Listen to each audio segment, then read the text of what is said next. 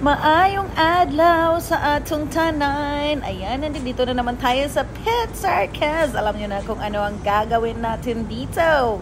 Tayo ay maghahanap ng pwedeng mabibili natin para kay Baby Nico. Ayan, sa labas pa nga lang, di ba, makikita na natin ang mga display sa loob. Kapag pumupunta talaga kami dito sa lugar na ito, parang gusto kong mamili ng madaming kasi ang daming laruan at ang daming mga bagay-bagay na pwedeng magagamit talaga ni Nico na kailangan sa bahay. Pero the question is, sus Ginoo Mario Zip, napaka-pricey talaga.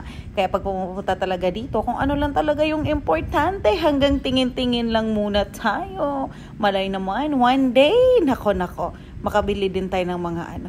Ayan yung mga binibili namin ng mga ganyar na ang mahal-mahal para sa kanyang iihian at kanyang pupupuan.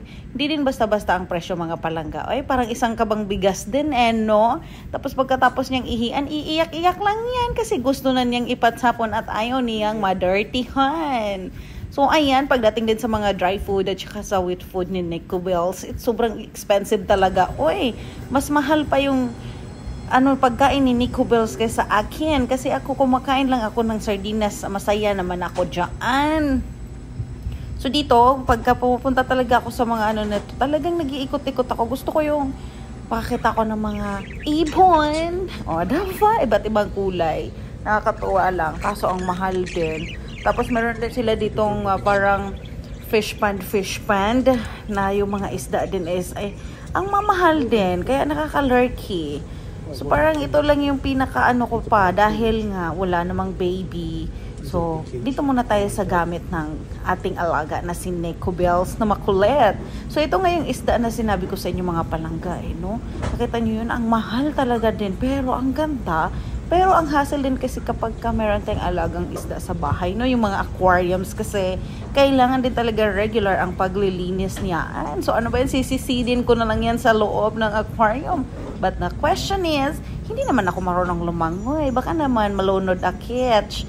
Chadings. Meron din dyan mga darling na yung snake. Hindi yung snake ng kapitbahay or yung sa inyo. Yung tunay talaga. Pero hindi ko sinama sa video. Baka kasi mapagalitan ako ni Godfather. So ito nga yung mga laruan na to. Gusto ko yung yung chicken na yan na walang balahibo. Pag pinipindot-pindot, tunog ka. So hindi ko na binansin ko na ganyan kasi ang mahal talaga. Uy, tapos ito talaga. Itong mga buto-buto na to. Ito yung para sa aso, sa pusa, ganyan. Pero Ginoo, napakaanghit mananang abaho. Ay, so ambot nga nung ganahan yung iroan no? Kaya ang iro ganahan, mga bukog, pero grabe ka dako. So ayan na nga, nasa bahay na kami. Ayan na yung baby Nico ko. So that's all for today.